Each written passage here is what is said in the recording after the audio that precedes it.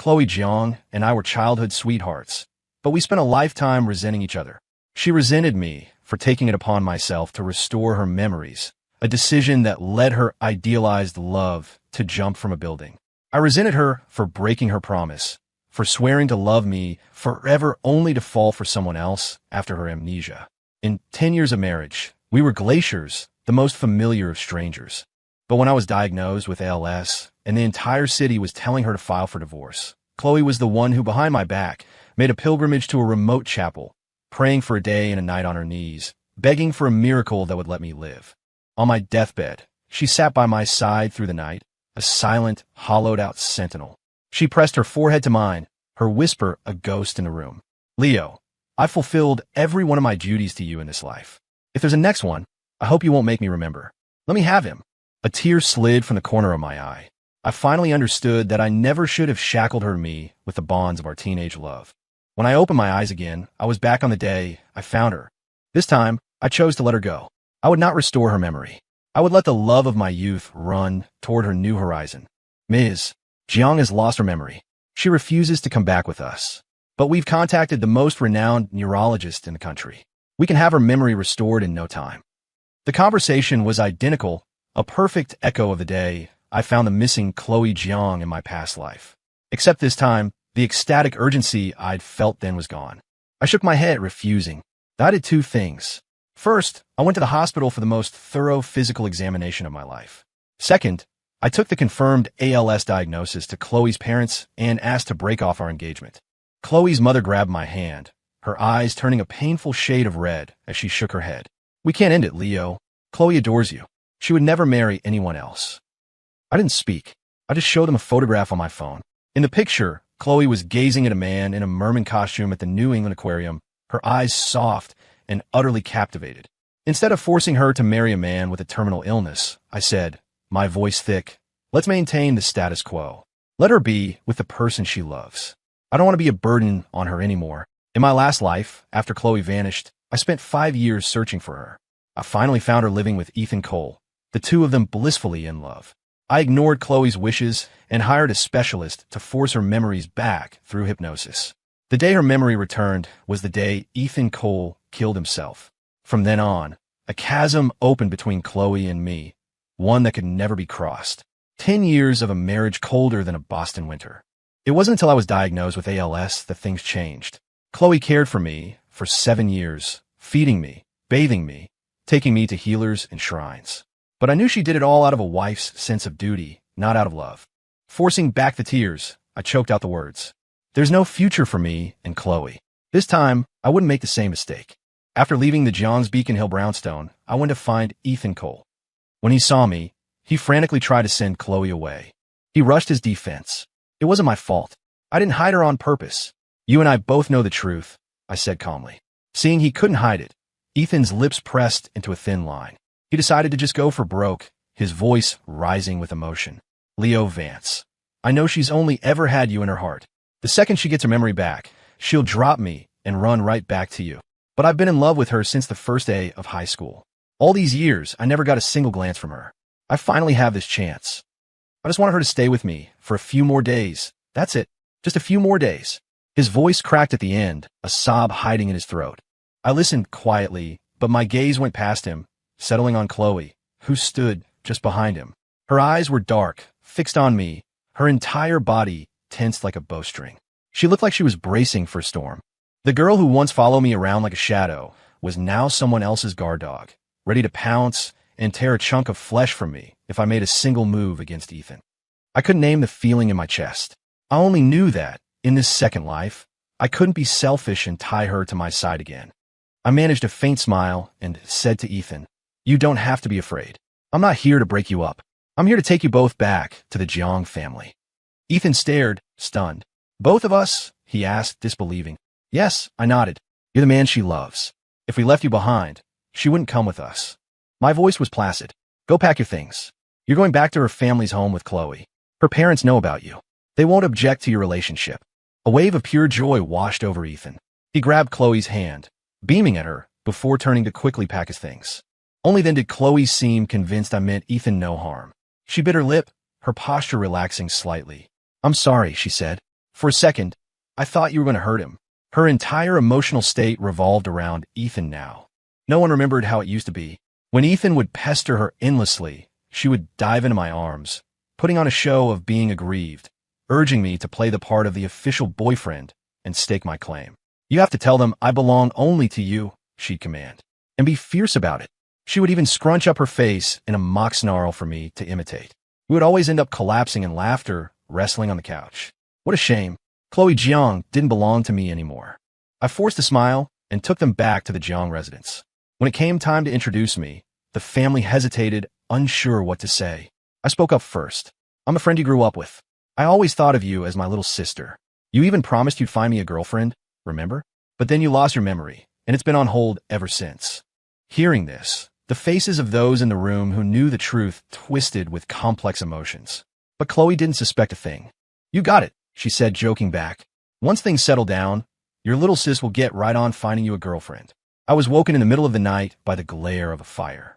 Pushing open my door, I saw that everything connecting me to Chloe was burning in a bonfire on the lawn. Photos of us growing up, academic awards we'd won together, even the little carved wooden doll she gave me when she first confessed her love. Every single item was crackling as it turned to ash. A sharp pain lanced through my chest, as if a hand had squeezed my heart. Just then, Chloe turned to look at me.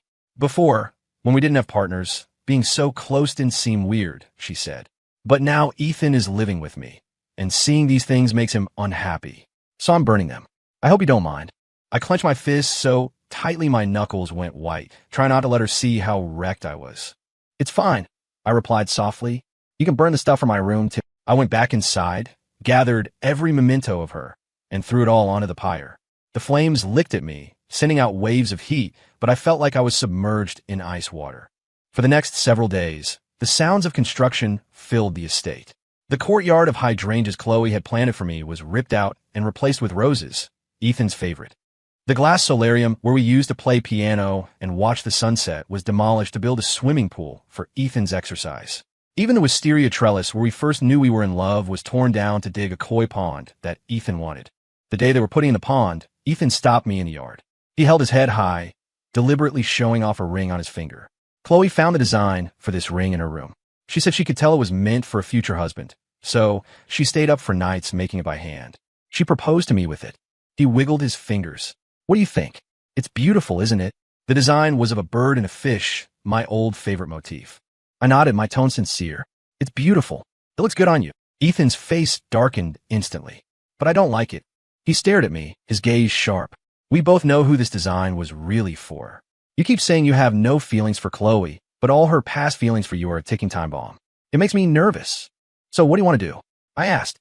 I want. Before he could finish, Ethan suddenly lunged sideways, throwing himself into the muddy, freshly dug pit for the koi pond.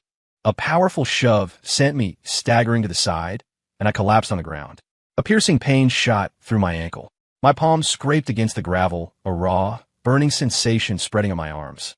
Before I could even get up, I saw Chloe dive into the pit like a woman possessed. When she dragged Ethan back onto grass, they were both covered in foul-smelling mud and water. Chloe didn't care about her own state. She frantically wiped the grime from Ethan's face, her voice filled with panic. Ethan, are you okay? Did you swallow any water? Do your eyes hurt? Are you cut anywhere?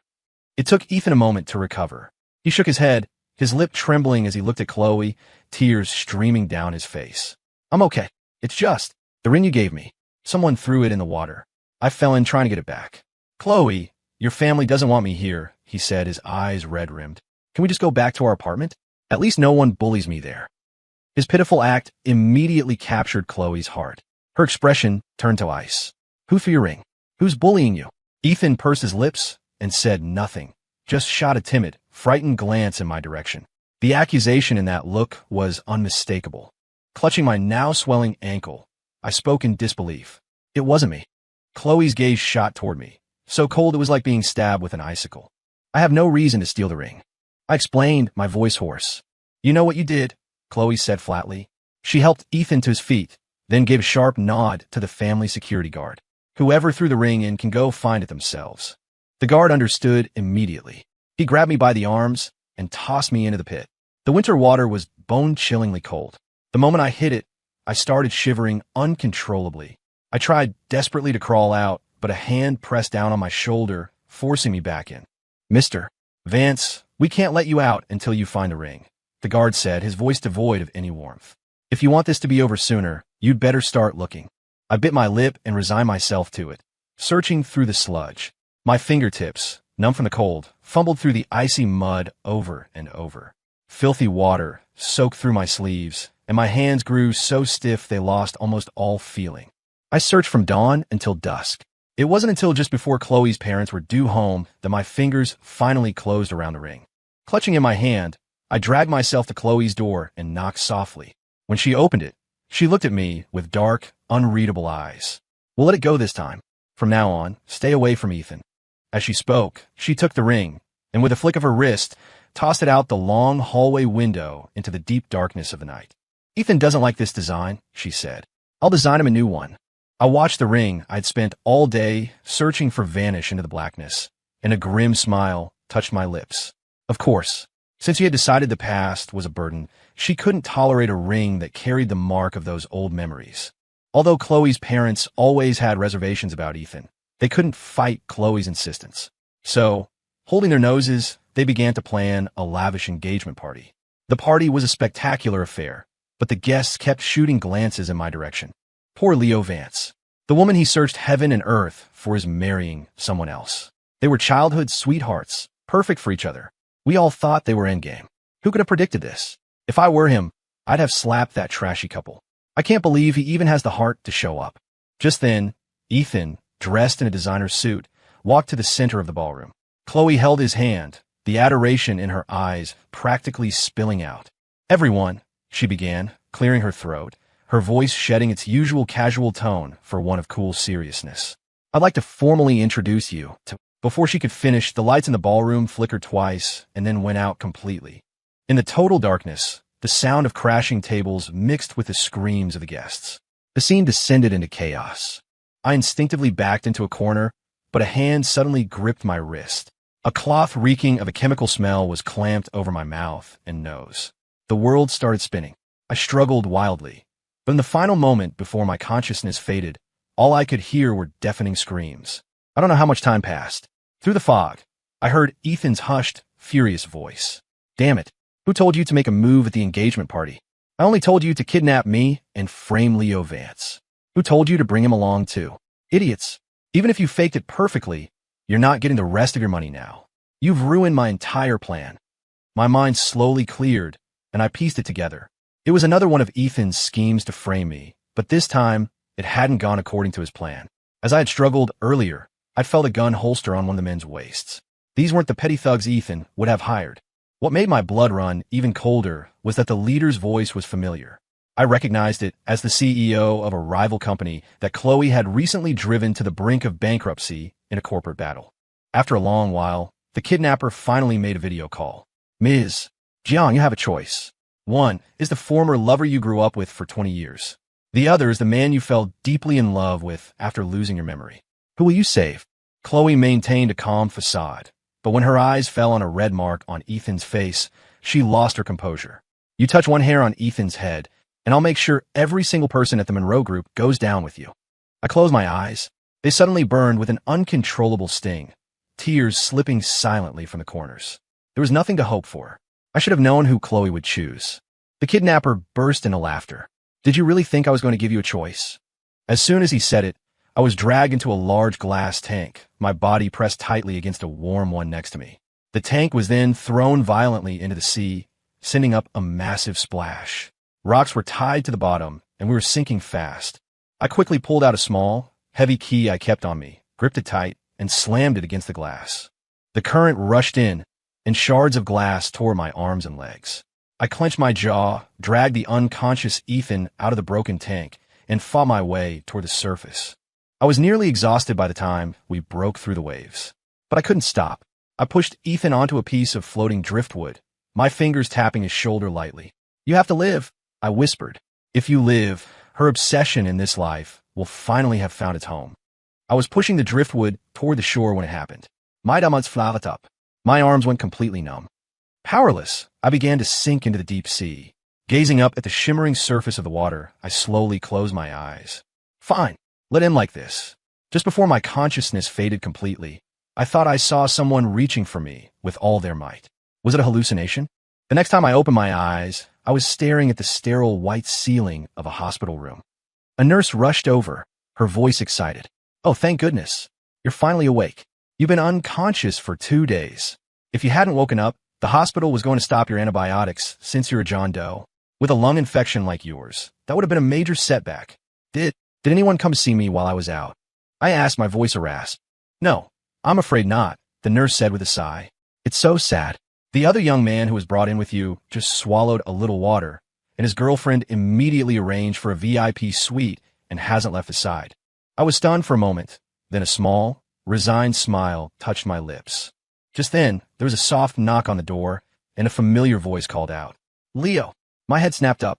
When I saw the beautiful figure standing in the doorway, the tears I'd been holding back finally broke free. "I couldn't reach you, so I came to find you myself," the woman said, walking to my bedside and pulling me into a tight hug. She gently stroked my hair. "Come on, let's go home, Leo." My sister, Maya, and I boarded a helicopter. The private jet climbed above the clouds, flying decisively toward a foreign country.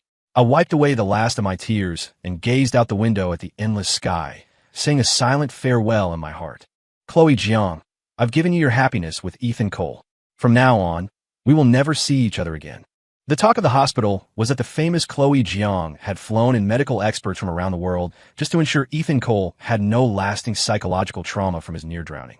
After his final evaluation, Ethan cheerfully suggested he and Chloe share an apple. Chloe's voice was tinged with a pleading sort of weariness. "It's bad luck to split an apple, Ethan. I don't want to be split apart from you." The moment the words left her mouth, an unrelated memory flashed through her mind. It was a beautiful, sunny day. A gentle breeze rustled the wind chimes by the window, carrying the scent of wisteria. A boy took a bite of the apple slice she offered him, savoring it, then casually popped the other half in her mouth. By the time her and the memory realized what she'd eaten, her heart shattered. "It's bad luck to share fruit. You want us to be separated?" The boy in the memory stared at her, his eyes wide at her dramatic reaction. But his face was shrouded in mist. She couldn't see it clearly. "Chloe Jiang, are you really that scared of being apart from me?" "Of course. And I will never, ever give you the chance to leave me." Chloe instinctively pressed a hand to her chest, where her heart was hammering from the memory. The version of herself in that vision cherished the boy with an almost obsessive tenderness, as if letting go of his hand would mean spending the rest of her life drenched in a rainstorm that would never end. A sense of panic began to rise in her. Who was that person? Was it Leo Vance? The familiar unease washed over her again, more powerful than ever before. It felt as though something incredibly important was slipping away from her, piece by piece. She thought back to the kidnapping at the engagement party. The moment Leo and Ethan were thrown into the sea, her heart had felt like it was being crushed by an iron fist. She hadn't had time to think. Her body had simply reacted, diving into the water after them. She had seen Leo pull Ethan to the surface, push him onto a piece of driftwood, and then, like a kite with its string cut, sink straight into the depths. Logic told her to save Ethan first. He was her fiancé. Saving her beloved was the right and obvious thing to do. Leo had his family's people around. Someone would save him. He wouldn't die.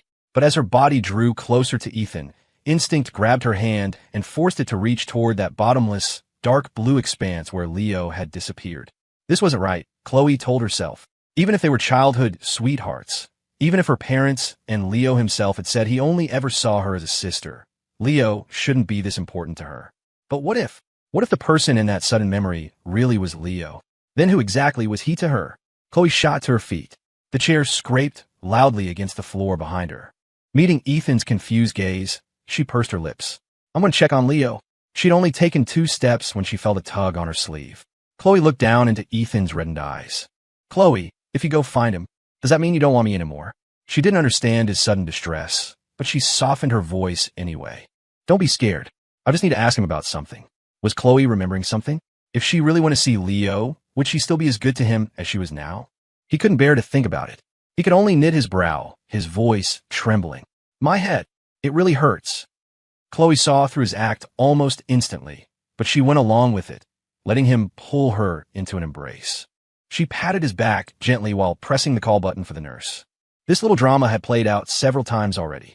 Whenever she showed any sign of wanting to find Leo, Ethan would feign illness to distract her. After a while, Chloe began to see the pattern. Ethan was afraid of Leo. But if Leo was really just her childhood friend, why would Ethan be so terrified? The tangled thoughts knotted in her mind. A wild idea even surfaced, one she quickly suppressed.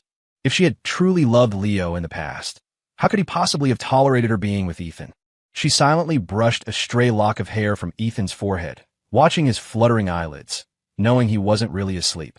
Ethan was the man she had chosen, her love for this lifetime. Even if she went to Leo and clarified their past, what would change? It would only hurt Ethan. It wasn't worth it. Chloe decided to drop the subject of finding Leo, continuing to treat Ethan with the same attentive care as before. But the more she tried to be rational, the more her thoughts drifted uncontrollably. If Leo really was her past love, what did her falling for Ethan mean to him? As her mind wandered again, Ethan pouted, his nails digging into his palms as he put on a complaining tone. Chloe, you're not listening to me again. Do you not love me anymore? Chloe snapped back to the present, pursing her lips. Sorry, do you remember what I was just saying? She shook her head honestly. Ethan sighed. I've been having nightmares lately. Let's go to that retreat in the Berkshires for a while. Okay? I heard the peace charms they have there are really powerful. Maybe if I get one, the nightmares will stop. Chloe was silent for a moment before nodding. Okay. They went to the mountain retreat, a historic church famous for its tranquility. Chloe got a blessed charm for Ethan. According to the local tradition, for the blessing to be complete, the person giving the charm had to hang it themselves from the highest point of the nearby cliff. I'll be back safely, she said, patting Ethan's shoulder reassuringly. Chloe placed the charm string between her teeth, checked the safety harness around her waist, and began climbing the wet, slippery cliff face with her bare hands. At 30 feet up, she could still hear Ethan's words of caution. At 150 feet, the wind drowned out all other sounds. At 300 feet, fragments of memory suddenly exploded in her mind. Miss Chloe used to do all sorts of things for Mr. Leo, planting the whole yard with wisteria, releasing thousands of river lanterns. It was a lot of work for us to clean up. It was the idle chatter of the old family housekeeper. At the time, she'd paid it no mind, but now, every word was crystal clear. Finally, she reached the top of the cliff. She let out a breath of relief and carefully tied the blessed charm to an old pine tree at the edge. As she turned to descend, the safety rope at her waist suddenly made a sharp snap. A feeling of weightlessness seized her. Before Chloe could even scream, she was plummeting like a broken doll. The deep green water of the reservoir below swallowed her whole. In the instant before suffocation set in, she saw the shimmering reflections of a few lotus-shaped lanterns on the chaotic surface of the water. The floodgates of her memory burst open. It was a hazy night, and a sky full of floating lanterns illuminated a young man's tear-filled eyes. Thousands of lanterns drifted on the water, forming a flowing river of silver. You always said your birthday was at the start of the month, when you couldn't see the moon. The boy's voice choked with emotion. From now on, it doesn't matter if there's no moon. I'll give you a galaxy. She reached out to wipe away his tears, the warmth of his skin searing her heart. Chloe struggled desperately in the water, not for air, but to push through the fog and see that face clearly. Her head felt like it was being pierced by 1,000 needles at once. The pain made her curl into a ball, but she refused to let go of that sliver of clarity. After a long, long time, just before her consciousness faded completely, she finally saw him. Those eyes, smiling through tears, belonged to Leo Vance. Leo, she murmured. As the water closed over her, all her buried memories came rushing back like a tidal wave. The days in London had stretched into what felt like a century, from the initial struggle to adjust to a new, fragile stability. My stepsister, Maya, took impeccable care of me. She accompanied me to countless hospitals, created meal plans based on doctors' orders that were precise down to the gram, and even managed to hunt through all of London's Chinatown for the exact dried bamboo shoots and cured pork after I'd idly mentioned craving a specific soup from home. Maya's skill in the kitchen was born from hardship. Years ago, after our parents' car crash, I had locked myself in my room, refusing to eat. It was Maya, barely an adult herself, who had awkwardly tied on an apron and taught herself, recipe by recipe, how to make all my favorite foods. Back then, I'd clung to a doll my mother had left me, cry myself to sleep every night. It was Maya who silently packed away our parents' belongings, shouldered the weight of the family business, and shielded me from the world, becoming both a sister and a mother, single-handedly holding my world together. The sense of security I felt with Maya was bone deep. I rested my chin on my hand and gazed out the window. The neighbors' kids had built a row of snowmen with red scarves, their round, pudgy forms endearingly clumsy. I couldn't help but laugh. "Maya, I want to go play in the snow, too," I said, looking at my calm, collected sister with pleading eyes. Maya never restricted my freedom, but every time I went out alone, the worry she tried to hide in her eyes made me feel guilty. "I feel really good today," I added quickly. "If you're not busy, will you build a snowman with me?" Maya put down her glass of milk, a soft smile spreading across her face. "Okay." As I bolted for the door, she suddenly grabbed the collar of my coat and yanked me back. "Put your scarf on." Before the words were even out, a thick scarf was already wrapped around my neck, followed by insulated gloves, fleece-lined boots, and fluffy earmuffs. Finally, she zipped me into a knee-length down jacket. Only when I was bundled up like a sausage roll did she pat my head, satisfied. "Who needs a girlfriend when I've got you, huh?" I paused, then said it with deliberate lightness. "The care, the protection, even this feeling of safety, it's exactly the same as what I used to get from Chloe." She looked at me intently, her eyes deep and mysterious, but a faint smile played on her lips. "Perhaps Chloe and I aren't so different after all." After saying that, she bent down to tie the straps of my hat under my chin, as if her profound statement had just been a casual remark. But I was frozen in place, feeling as though something had just struck me in the chest. What did Maya mean? The same as Chloe? That one day she would forget me too? That she would hurt me for someone else? No, I immediately dismissed the thought. Maya wasn't Chloe. She would never do that. But her cryptic comment still left me feeling unsettled. She was always like that, speaking in riddles, leaving me to guess her meaning. I stomped out into the yard, grabbed a snow shovel, and jabbed it in the ground a few times, pretending the snow beneath my feet was Maya's enigmatic face. Clang! The shovel suddenly slipped from my grasp and fell with a dull thud. I bent to pick it up, but my arm froze mid-air, refusing to move. Before I could call out, I was enveloped in a warm, soft embrace. Leaning against Maya, I could hear the steady, strong beat of her heart, a reassuring rhythm. ALS. The doctors called it an incurable disease, one that could only be managed with medication and care. The muscles weaken, stiffen, and atrophy until eventually you feel frozen in ice, where even breathing is a luxury.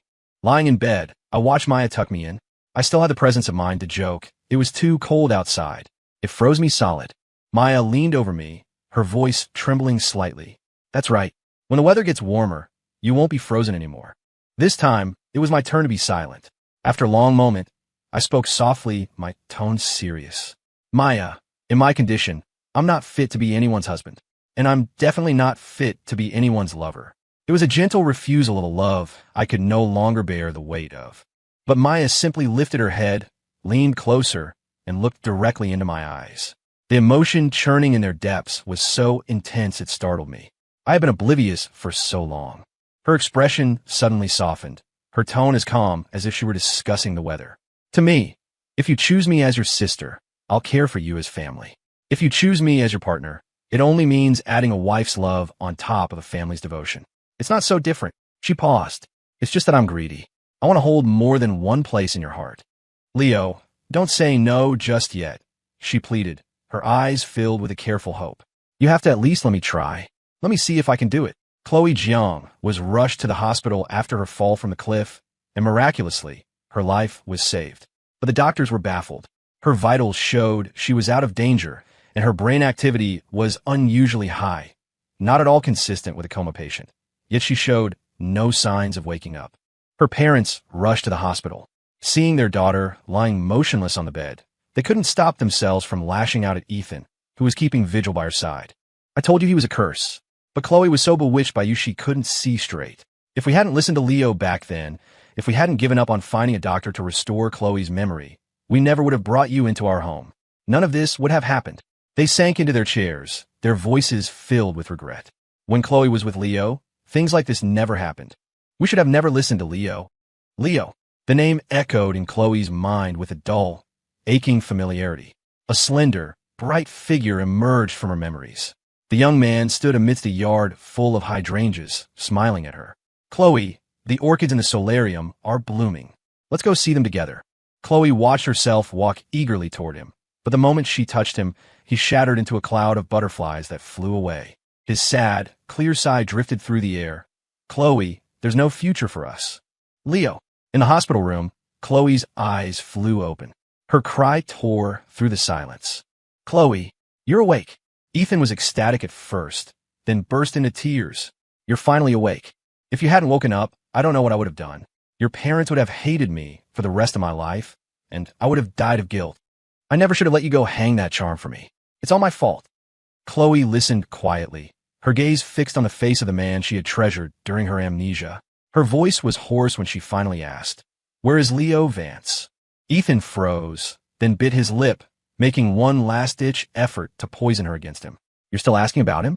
You've been in the hospital for so long, and he hasn't come to see you once. That's the kind of man he is. He's there for you when you're on top, but the second you're down, he's nowhere to be found. Why would you even think about him? If you ask me, he's not that kind of person. Chloe cut him off, her brow furrowed, her tone one of unshakable certainty. She knew what kind of person Leo was better than anyone. He's not visiting because he's angry with me. Remembering all the things she'd done to Leo while her memory was gone, she felt as if an iron clamp were squeezing her heart, suffocating her. Almost frantic, she threw back the covers and strode toward the door. Ethan grabbed her from behind, holding her tight. No matter how slow he was, he could see the clarity in her eyes. He knew she remembered. It was happening again. The moment Leo Vance appeared, there was no room for anyone else in her eyes. He couldn't accept it. He choked back a sob, lowering himself. Chloe, I'm sorry. I was wrong about Mr. Vance. Maybe he had a good reason for throwing my engagement ring. And the kidnapping at the party. It wasn't his scheme. Just, your injuries are still serious. When you're better, I'll go with you to apologize, okay? Chloe could easily see through his manipulative retreat. She pried his fingers off her, one by one, her voice as cold as ice. The people who kidnapped us at the party were not hired by Leo. If he truly wanted to hurt you, he wouldn't have saved you when you were both thrown into the ocean. He nearly drowned because he was saving you. She closed her eyes, a hint of impatience in her voice. Ethan, I don't want to argue about why I ended up with you when I had amnesia.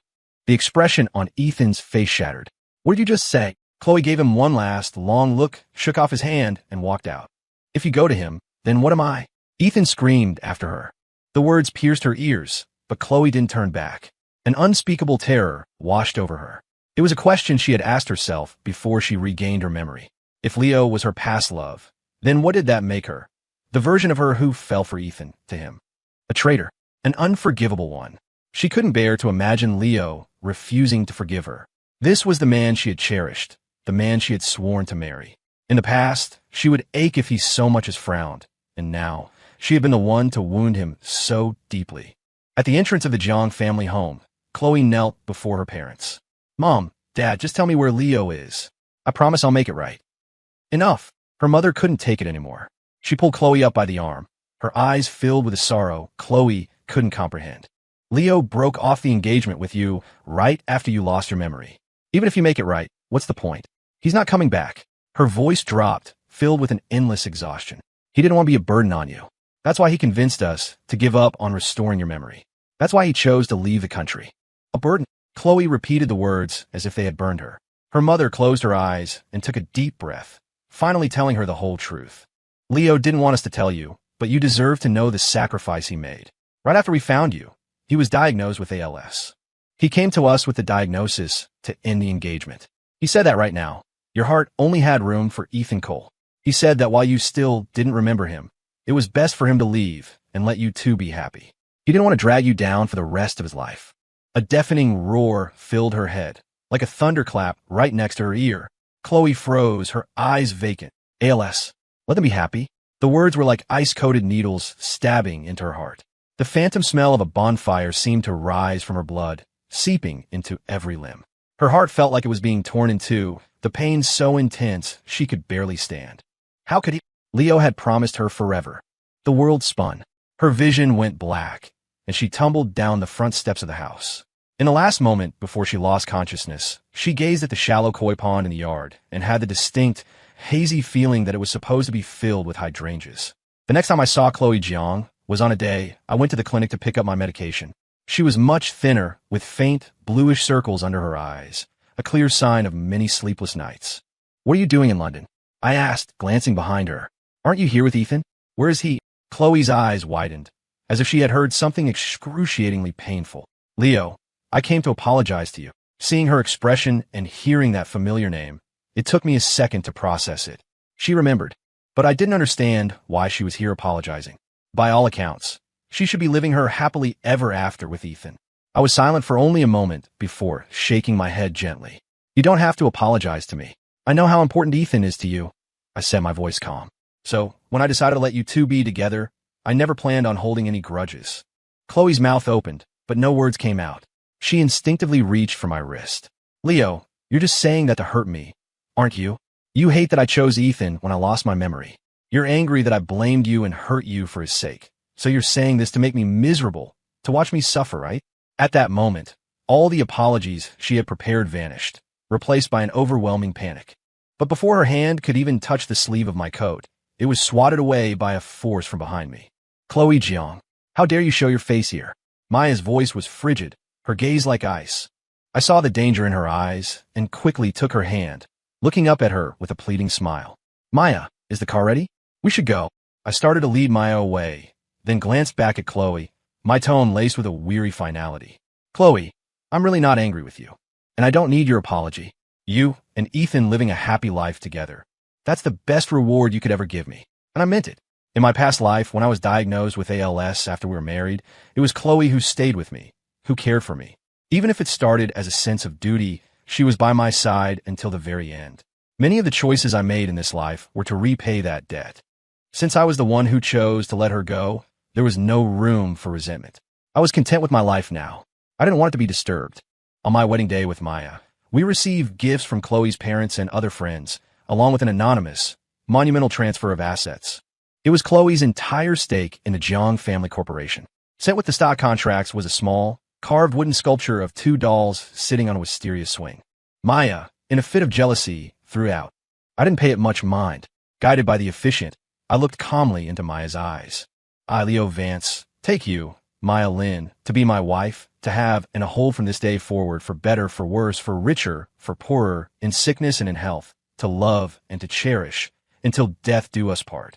As the words settled, the light in someone's eyes in the back of the church went out completely. During the countless days she had spent watching over Leo from afar, Chloe had asked herself more than once, should she just kidnap him? Keep him by her side by force? He might hate her for it, despise her, but at least he would be hers. The possessiveness would swell into a tidal wave whenever she saw him smiling so brightly at Maya. But every time the image of Leo, helpless during one of his episodes, flashed in her mind, Chloe's hands would tremble, and she would lower the phone where a message was already drafted. She knew better than anyone that Leo hated when people saw him in that vulnerable state. Yet he never pushed Maya away during those times. He would even lean into her embrace, seeking comfort. When he was with Maya, the light in his eyes and the smile on his lips were relaxed, free, without a trace of darkness. She couldn't take that happiness away from him. Chloe remembered the moment she first fell for Leo. All she had wanted was for this boy to keep smiling that sweetly, forever. That was all. Now, Leo didn't love her anymore. She couldn't give him the joy he wanted. So, the least she could do was not destroy the happiness he had found. Let be. She had told herself that 1,000 times. She would watch over him until his wedding day, see him find his own happy ending, and then she would make a graceful exit. But now, on the actual day, Chloe finally understood the heart-ripping agony of what she had lost. If only she hadn't lost her memory, Leo would have been her husband. If only she had been able to break free from Ethan's manipulation, perhaps Leo would have waited for her a little longer. In the end, she had no one to blame but herself. She clutched the wooden dolls that Maya had discarded, which she had retrieved from the trash, and fled the wedding like a deserter. After returning to the States, she didn't go back to her family home. She went straight to the mountain retreat, where she had fallen from the cliff. Chloe bowed deeply to the abbot. If I were to trade the rest of my life for a chance at another, is it possible? The abbot looked at her with compassionate eyes, his voice calm and even. My child, the cause is the effect, and the effect is the cause. You pray for a next life, but how do you know that this life is not the one you prayed for in your last? At first, Chloe didn't understand the depth of his words. Not until an ordinary night, weeks later, she was scrolling through Instagram and saw a new video Leo had posted of a puppy. A fond smile was still on her lips when a heavy wave of drowsiness washed over her. In a daze, she saw a completely different life unfold, as if she were a spectator. In that life, her parents had forcibly brought her home, and she regained her memory much sooner, marrying Leo without issue. Shortly after the wedding, Leo was diagnosed with ALS, but he didn't see it as a burden like he had in this reality. Instead, he smiled and said they would face it together. She heard herself telling him, "Our love is strong enough. We won't be defeated by hardship. Whatever mountains or seas lie ahead, I will cross them with you." The words were full of devotion, but only the spectating Chloe knew that as she said them, her heart was already a pool of stagnant water. Ethan Cole was dead, and her kindness to Leo was nothing more than the fulfillment of a duty. She had carried Leo on her back, making pilgrimages to every mountain shrine, tracing the word for life on ancient stones with his hand, praying for his health and longevity. But no one knew that after every mountain, she would find a hidden place and write a prayer for the dead for Ethan Cole, hoping that in his next life he wouldn't die for her, hoping they could have a different ending. After Leo passed away, she burned all the prayers she had written for Ethan. In the glow of the massive fire, a serene, powerful voice echoed, "As you wish."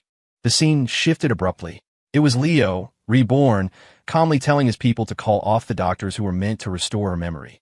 Gasp! Chloe jolted awake, breathing heavily. The vast darkness of the night enveloped her. Her limbs tingled as if gnawed by ants, a soul-deep tremor shaking her to the core. Her heart hammered in her chest, each beat deafening. She dazedly placed a hand over it, where the pain had long since turned to numbness. Chloe tried to smile, but the expression froze on her face as her eyes began to redden. So, this was all. What I asked for. It was she who had been blind, unable to see her own heart's truth, unable to solve the puzzle of her own love. Every bitter consequence was of her own making. The next morning, Chloe went to the mountain monastery again and calmly told the abbot, "I want to take holy orders." The abbot clasped his hands together. "As you wish. My name. May I choose it myself?" "You may. Then let it be Leona." Leo was for the man she had lost. The life, for the one she had prayed away. For the rest of her days, she would sit before a flickering candle and a silent statue, praying for his soul. She would pray that in his next life, Leo Vance would be free from sickness and sorrow, that he would be safe and sound, that he would find someone true and live a life full of joy.